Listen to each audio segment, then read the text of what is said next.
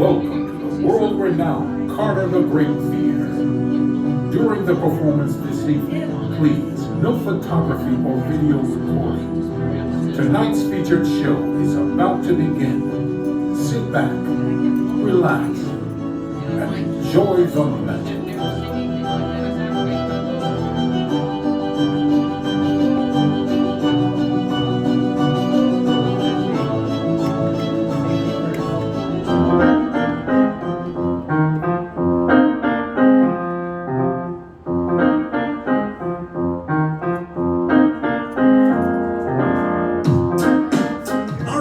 Performer has entertained audiences on 6 continents, from the Hollywood Magic Castle to the London Palladium, with thousands of theaters, cruises, colleges, corporate and private events in between.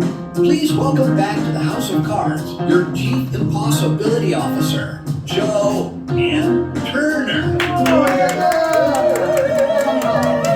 I know, finally. Welcome to House of Cards. My name is Joe Turner. It is a thrill to be back here in Nashville. I was here a couple weeks ago, and luck of the draw, I'm back. I got invited to come back. I don't know which one. I know. So I know Monday night crowd, the late crowd, usually small but mighty, very dedicated Magic fans. I'm glad you're here. My job for the next 25 minutes is to amaze and astound all of you using a number of the very special skills and abilities that kept me from dating in high school. It's going to be really fun for most of you, and kind of a tragic flashback for me, but we'll see how it goes. When I was a kid, sir, I wanted to learn to do magic, and all the books said you should start by getting some change from your mom's purse or your dad's change on his dresser or whatever, and just start by putting it on the back of your hand. See if you can open and close your hand without dropping the coin. You're getting a sense of balance, a sense of how the musculature of your hand works, trying to get some spatial awareness of how this stuff is happening. And then it said put it on the first finger, try to isolate the muscles in the second finger to grab the edge and pull it vertical, and then let it fall onto the next finger, and to do that with all 4 fingers. And the book said, if you did this every day for 5 or 10 minutes, that over time, it would get smoother and faster and faster and smoother. And the book said that if you did this long enough, people would clap.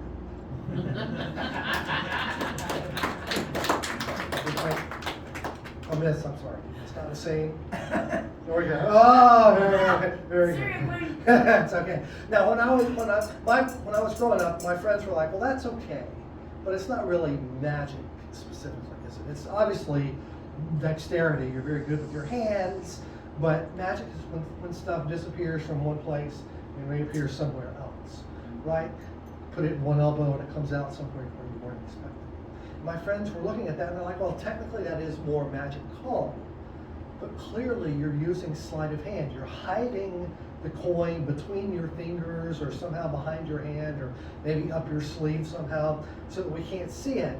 And that's how you're concealing it. If only you had some barrier, a barrier made of steel or titanium or silk, so that when you put it over your hand and your sleeve, once the coin went in there, we would know that there was no way it was going through your fingers. It couldn't go out the back. It couldn't go up your sleeve. Then and only then, if the coin vanished, might we believe it was magic." And that was a pretty good trick for a 6-year-old. Wouldn't you agree? There's where it was. This is the clap. Oh, thank you for being the leader. Yeah, so not much action in high school.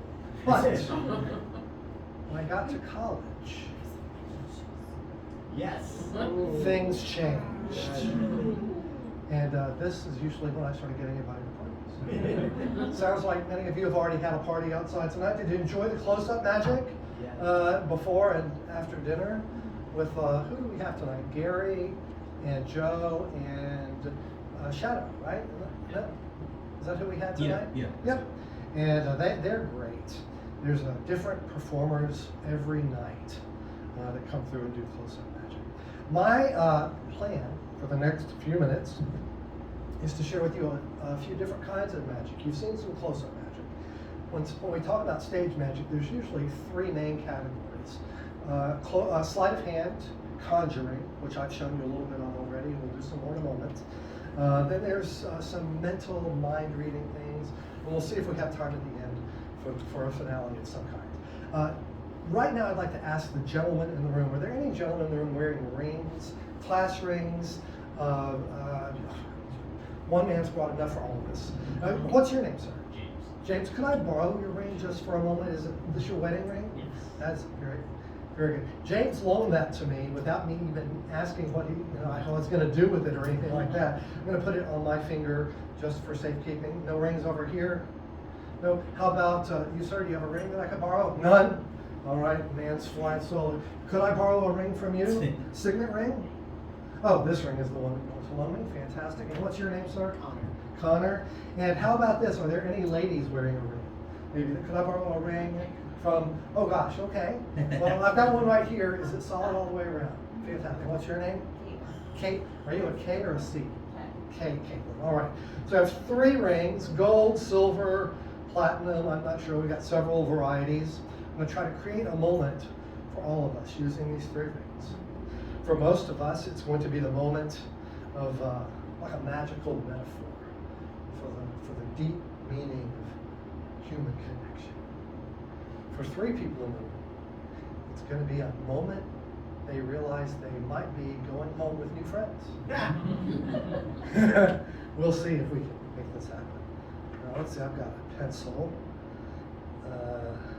I don't want those to leave your side, so let me just reach in here. Pencil.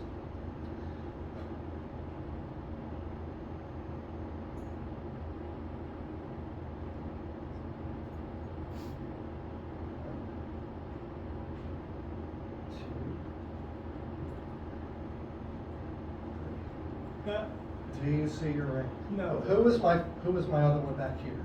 Connor. Yes, sir. Do you remember Yeah. which flavor of ring was yours? Was yours the big one? Mine's the wedding ring. Yours the smaller one? That's you? No, mine's the big one. Yours is the big one. With right? the ashes in With the biggest one. Okay. And then my last one was who was what was yours? it. That is Your my name's wedding ring. Caitlin. Yeah. Yours is the little silver one, Yeah. the smaller one. Yep. All right. Well, how about a round of applause for our 3 participants? I tell you what, I don't want anyone to be upset if I have to resort to the hacksaw. Yeah. But I do want all of you to go home as happy as you were when you came here, if not happier. So let me see if I can get the biggest one off. That would be Connor. Connor, Yes, sir. there's yours. Great. Here, I'll Can you hand that back to you? Make sure it's in the same condition that it was when we started. And that leaves me with Caitlin and I think it was James. If you'll watch closely on these last 2, hopefully this is a moment we'll all be able to see together. Just through one of them. Just through one. Don't look. 1, 2, 3. I see it all the time. I see it. I want you to take either one you want. And I believe that leaves the last one for you. I see it all the time. All right, this is a round of applause for our 3 participants. All right, let's see. Who, I'm going to pick on more on the ladies this time, if that's okay. Is that okay? Easy, don't get too excited. I started with the gentleman on that time. I'll start with the ladies on this one. I'd like the ladies to all think of a memory that you may recall from your first experience with puppy love, right? Maybe the first little crush that you had in school or church, down the block or whatever. If that's awkward to think about because of time or broken hearts or the person you're sitting next to, then I'll let you think of something else. You might think of a city that you have a fond memory of, somewhere in the world or somewhere you'd like to visit. And if you don't like that, then maybe a gift, something you remember receiving as a gift when you were a child or for some special occasion somewhere in your life, you graduated from high school or something like that. So I'm going to ask 3 ladies to write down a memory for me. You made eye contact. Does that mean that you're willing to help? What's your name? Kristen. Are you an E-N or an I-N? A-N. Kristen. A-N. Is that Scandinavian? Yeah. You're not? Okay, I was just, a little bit of, I've done a little travel in my career, so Chris, and how about you? What's your name? Sierra. Sierra? Not Scandinavian at all. No, I'll let you take one. And ma'am, would you do one for me? What's your name? Valerie. Valerie. Very good. So these ladies are going to write down their memory. And if it's a person, just put their first name, that's fine. If it's a city, that's self-explanatory. If it's a gift, don't be hyper descriptive, right? It's just a couple of words so you can conjure up the image in your mind. Once you've written it down, please fold the card into quarters with the information on the inside, and then hold it in the air so I know that you're done. And I think you're going to find, and you said it's your birthday? Is that what they were saying?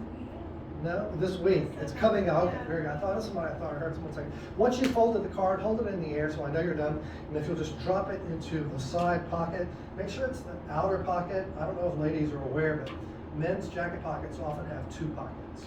There's the main pocket and then a little ticket pocket. I'll take the pen. So we want to put it in the main pocket. So out toward you.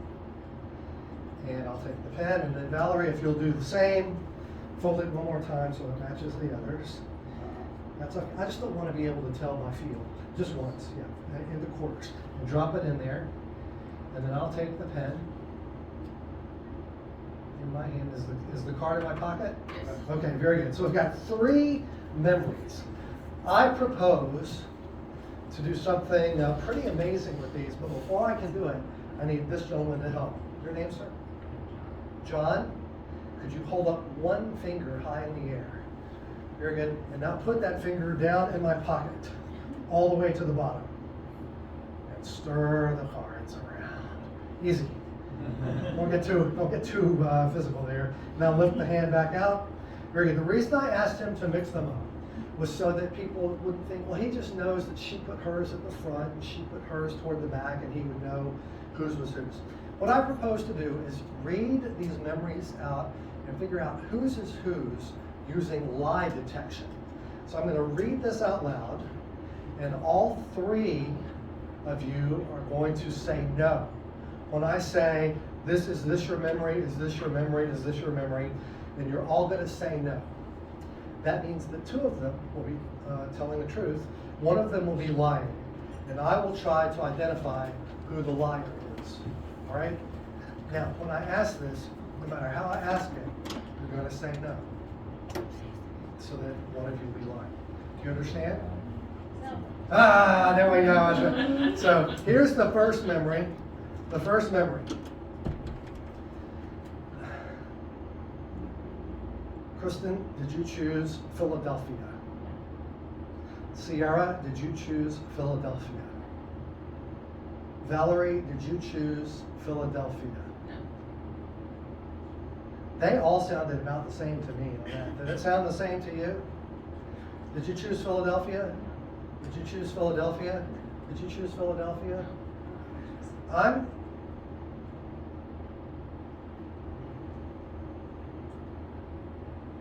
Did you choose Philadelphia? Are you sure you didn't choose Philadelphia? You know how I can tell you're telling the truth? Because Sierra was lying. Sierra chose Philadelphia. Telling the truth now, this is yours. A round of applause for Sierra. She did great. And now I'm going to ask you to take the next one. Those of you who are mathematically astute have noticed that my odds have gotten better, right? Because now I know it's going to be between you and you. It's going to be between Valerie and Kristen. But I still have to get it right to make it a show. So I won't even look at this card. Some people think, Caitlin, well, maybe he knows something about the way the card is written on, or the pen is different, or marking, or whatever. So he's just going to tell me what was written, and I won't even see the card. Okay? So what's written on the card? Memory, Washington, D.C. Please fold it back up so I can't even get a glimpse. I'm going to ask both of them if they chose Washington, D.C. They're both going to say no. And Valerie, Washington, D.C. No. Kristen, Washington, D.C. Washington, D.C.? Washington, D.C. No. Did you hear how clipped everyone was, how short their answers were? They weren't trying to give me very much to work with. But I will tell you, I was able to piece out that the correct answer was Kristen. It was Washington, D.C. Thank you very much, Kristen. Valerie, if you would join me just for a moment, please. Great. That's okay. You thought you were safe back here, but there's no such I thing. was. No, there's no safe. Round of applause for Valerie. She's gonna be in show business. Step on up just for a moment. All right. Why couldn't Kevin have been here tonight? So that's okay. Would you reach back in there and grab your card out and hold it in your clenched fist? We're just never gonna open it. Just hold it in your hand. So we'll just never even open this one at all. Obviously, I know it's hers. I'm gonna ask her to think about it, and I'm just gonna try to identify the exact memory that she has in mind. So if you don't say anything out loud, I'm going to ask you to step forward right here so that I can stand behind you. I don't want you to watch what I'm writing.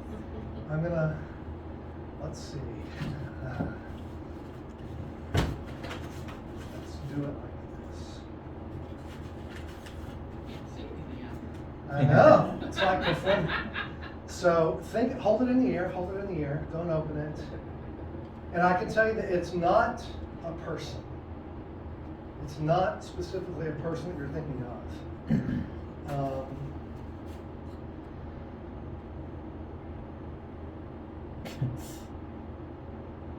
I'm not getting any landmarks.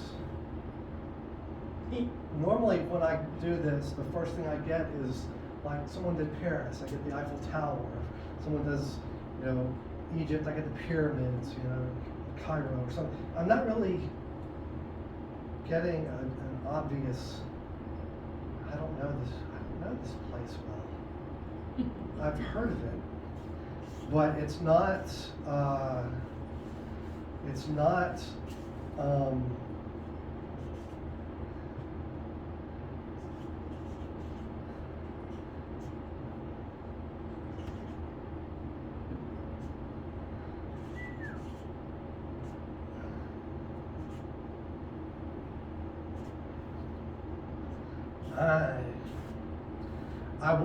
in all of the years I've been doing this, I can't recall anyone pulling this one out on me before. I'm gonna go with what I've committed to. I'm not sure I've spelled it correctly.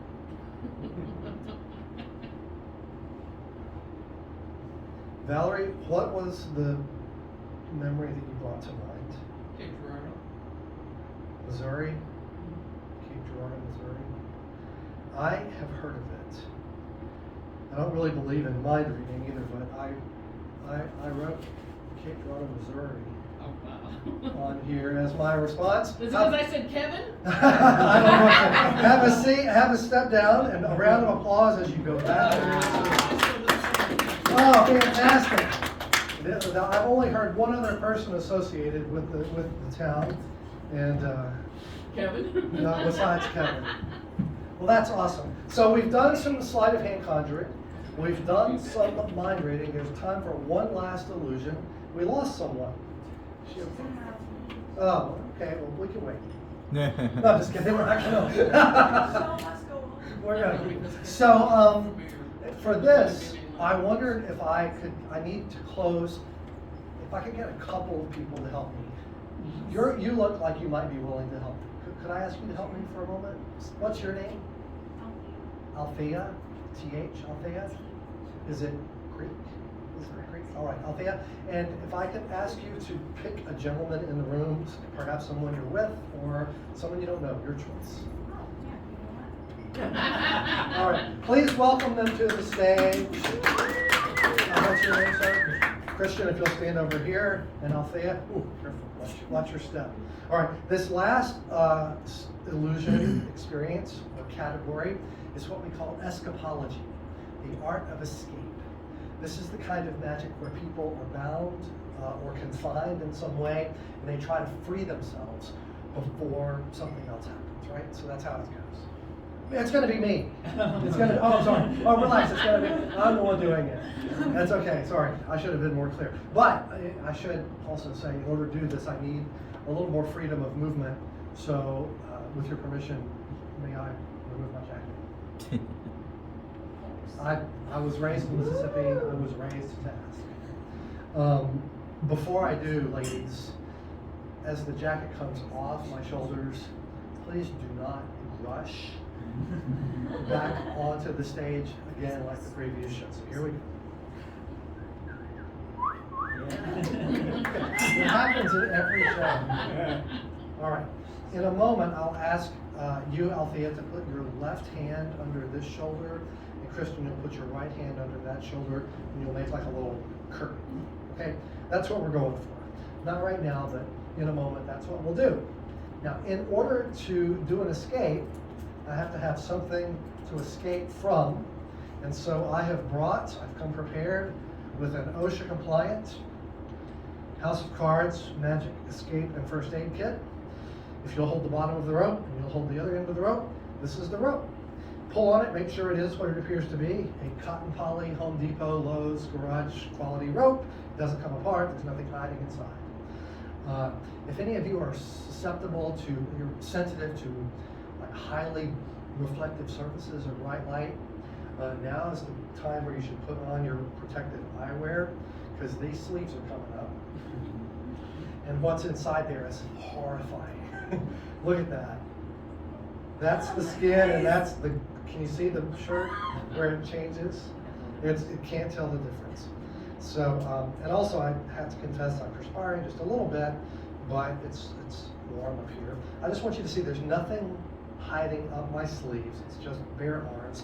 If you'll let me take the rope, hold the ends again. I'll put my wrist inside. I want you to use both hands, both of you, and pull the rope. Please use both hands. Pull it down tight onto my wrist. And don't yank it, but a steady pressure is good. That's good, Christian. Good. And you can pull a little harder. Now, you can see it is cinched down really tight on my skin, which is good. You might go a little more. You might get a little more. Yeah, do you feel that? Like another 1/16 of an inch maybe? And my skin is being wrenched into that knot. The hand is starting to change color for your entertainment pleasure. And if you let go, if you just drop the ends completely, just drop them. Just let go of the ends. You can see it maintains because it's cinched down. Now, Althea, I'm going to ask you to take the other ends and tie my other wrist on there. And Christian, help her get that first knot on my other wrist and pull it as tight as it will go. Make sure there's no slack. And then one of you, a little more. Yeah, that's good. Put your finger on that knot so it doesn't loosen up, and he can put another knot on top. So now we know you could not get my hand through the knot. You could not even put your finger between the rope and my skin. It's really on there. If you'll grab the jacket and you guys will hold it the way I showed you, I'm going to let you put another knot on there if you would like to. I think they did it tight enough that there's room for another knot. Go ahead and put that on. And just, you got it? Very good. Good. Familiar? Good. Very good. Beautiful. You were talking about the rope, right? All right. If you'll hold it up a little bit, just not quite that high, just a little right about there. Now, in a moment, I will attempt to free myself from the impossible bonds into which I've been placed. And this I will attempt to do in 30 seconds or less, as measured. You said it was Christian. Are you wearing a watch by chance? Well, just hold your left hand up in the air, and if you'll raise this back up just a little bit, right up there. Now, can you snap your left fingers?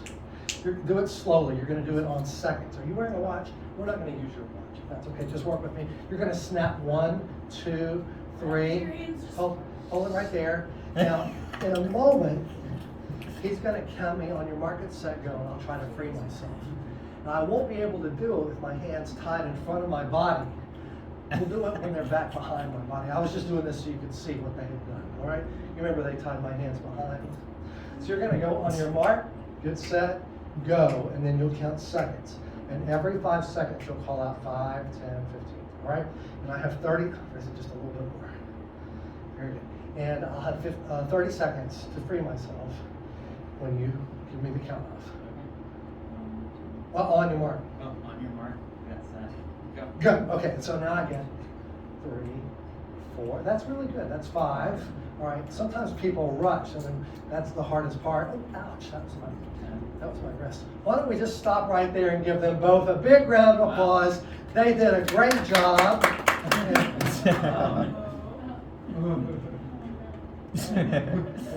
Well, hi there.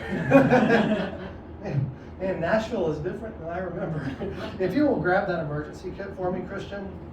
I'm honestly not sure what good the scissors are going to be against the cold, hard steel that we find ourselves in, but fortunately attached to the scissors is a ribbon.